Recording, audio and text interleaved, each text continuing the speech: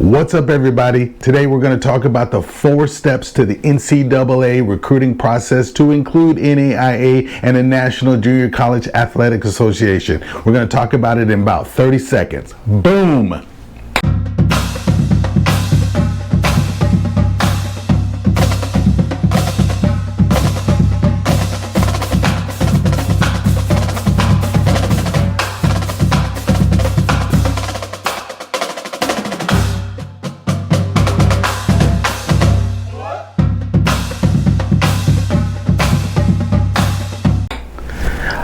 Okay, everybody, so let's get straight to it. The 4 steps to the NCAA recruiting process from high school to your college, whether it be junior college, NAIA, or National Junior College. There are 4 steps in that recruiting process. The first step is identification and recognition. And would you believe this is the most ignored? This is the most the first step in the process is the one that's ignored. It's not done right. It's just not done effectively. This is the most important part because this is where colleges are identifying as many student athletes, as many prospects for their program as they're able to do. And it's also a two-way street. This is a good time for you to recognize all of the colleges that you want to play for. This includes D1, D2, D3. This includes junior colleges. This includes all universities for you. So you should be also identifying and recognizing as many colleges as you want to play your sports on. You can start the identification and recognition process as early as the 7th grade. Many coaches and many different sports all have recognized student athletes as early as 7th grade. Many people wait till the 9th grade, or they wait till the right time to start at the 10th grade to get started with the NCAA process. But the early bird gets the worm. I want you to remember that. A coach who has a chance to identify and recognize the student for 4 years versus 2 years, who would you spend your money on? The identification and the recognition process is also called exposure. You're being exposed to them and they are being exposed to you. It's the exposure process. It is very, very important that everybody gets started the correct way on this whole process of identification and recognition, which rolls into the next process. Number 2 in the process is called evaluation. Evaluation. Now you have been identified, you have been recognized, you have identified, and you have recognized the coach you want to play. It's a two-way street. Now comes the evaluation period. This is the next step where many people, they didn't start right, so now we're on step 2, and they didn't start right, so they didn't give enough time for evaluation. If you're looking for a coach to spend money, think about it. When you spend money, you want to check on value, quality. Is this going to last the 4 years or 3 years in college? You're checking for all these tangibles, right? And you need time to evaluate that with a whole pool of the students that you are identifying and recognizing. So the evaluation process is very important, and you want to offer at least 2 years. So the last year to begin would be your sophomore year. Now, if you can start as early as your 7th grade, you have your 7th grade year, your 8th grade year, your 9th grade year, your 10th grade year. And then normally those kids offering 4 years will know something more on their junior year, and they're done. They're done with the whole recruiting process for those who have offered 4 years or 3 years if you start in your 8th grade year, right? But if you start in your 9th grade year, then you have your 9th grade year and your 10th grade year, okay, for starting your evaluation period. If you start in your 10th grade year, you had just your 10th grade year and your 11th grade year. So evaluation, you want to offer at least 2 years minimum for a college coach to evaluate you and you to evaluate them. That recruiting process has a lot of steps. And so there's things that you should do and there's things that you shouldn't do. And this is all a part of the weeding out process. So this is the reason why a lot of people don't get past evaluation, because they pick a small number of colleges, and then they're weeded out and they don't even know it. So you want to pick a larger sum of coaches that you want to work with so that you can be in the process longer and not be weeded out quicker. Okay.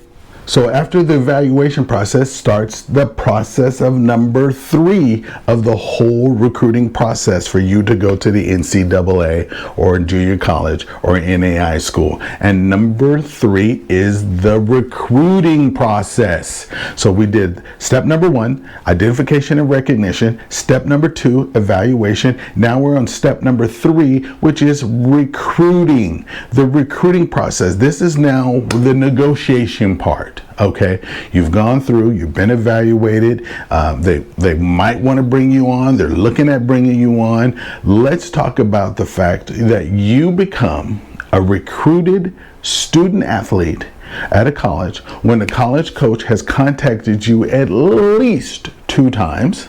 At least 2 times. You've been in an in-person contact with one of the college's coaches or the college recruiting coach. Okay, so the college coach or the college recruiting coach in person, and that could be at one of your tournaments during the evaluation period. You've been in contact with at least the college coach at least 2 times to be considered a recruited student athlete. The other part of that, to be considered a recruited student athlete, is you have been invited for an official visit. Unofficial visits don't count. Unofficial visits are a bonus. They're very, very good. Don't get me wrong. I love unofficial visits to get my kids, student athletes that I work with, to get them to become recruited student athletes. I love unofficial visits, okay? So when you've been invited by a college coach to come on an official visit, then you can consider yourself to be a recruited student athlete. 2 contacts, at least 2 contacts, and an in-person contact by a college coach. Okay, so this is the negotiating period. They're going to be looking at all of the tangibles. Are you looking for a full ride? Which, let's face it, everybody's looking for the full ride.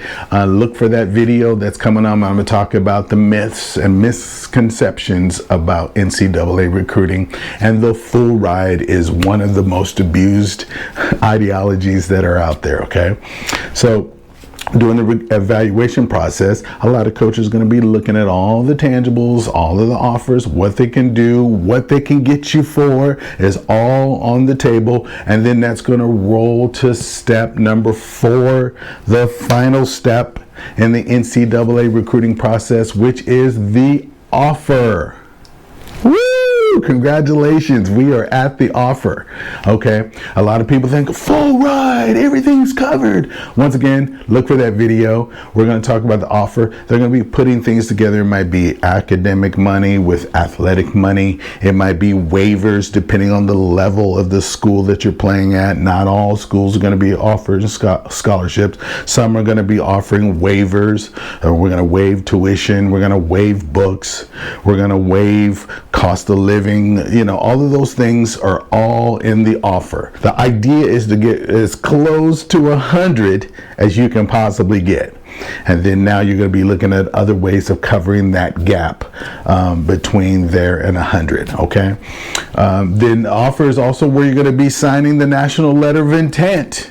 Okay, the national letter of intent is going to be on your offer year. Okay, remember we talked about 2 years of evaluation. So you got the 2 years, then you got the recruited year, which is normally you should be your junior year. Okay, can't be your senior year, but it should be your junior year because your senior year is where you want to receive your offer. Sign your national letter of intent. Can you receive a scholarship without a national letter of intent? Yes, you can. You can actually sign, you can receive a scholarship without signing the national letter of intent. National letter of intent is always the coolest part. You see all the kids at the table and they got their hat on from the school that they're going to be going to, and they're signing their national letter of intent. It's like a rite of passage. So it's so cool. You want to participate in national letter of intent if you are able. If not, you still can receive a scholarship. A lot of kids, hundreds and thousands of kids receive scholarships without actually participating in the national letter of intent. Also, during your offer, you can also receive a verbal commitment in your junior year. So you did the 2 years of evaluation, you start in your sophomore year, you get to your junior year, at the end of the junior year, boom, there's a verbal commitment waiting for you at the end because you gave the 2 years of evaluation. Or you gave more if you started in your 9th grade year or your 8th grade year or your 7th grade year. You can get a verbal commitment as early as your junior year. Then your recruiting process is done, okay? Because you've taken these steps. Okay, everybody, so there it is, the 4 steps to the NCAA recruiting process. Number 1, identification and recognition. Number 2, the prospect evaluation period. You want to do 2 years for that. And number 3 comes the recruiting period, or the recruiting process of your evaluation. And then number 4, and the final step, is the offer.